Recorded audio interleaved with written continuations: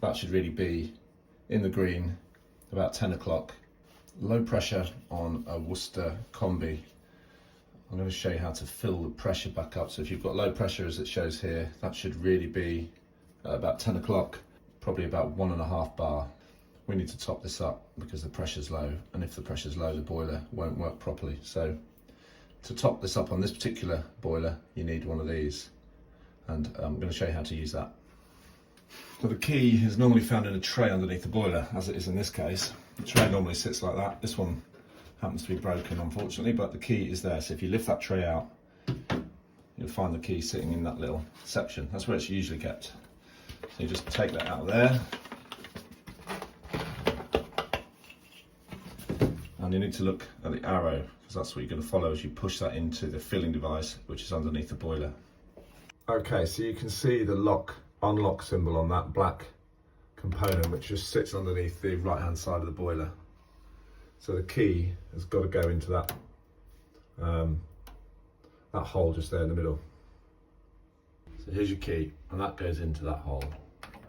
And the arrow, when you push it in, has to be pointing to the unlock symbol.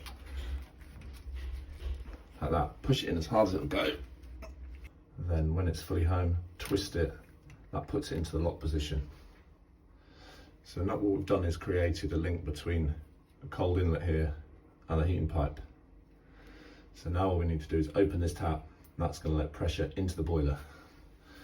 So we twist it this way, you'll start to hear it hissing. We need to be keeping an eye now on the pressure gauge.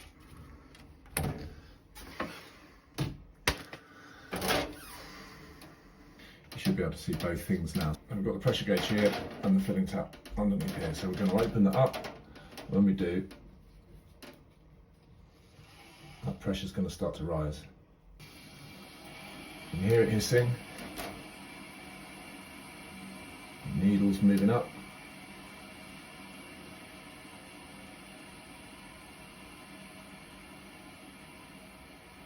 Okay, so we're at 1 bar. So we need to get ready to shut that tap off here as soon as we're where we want to be, which is more or less there. So now then, let's start to close that tap off.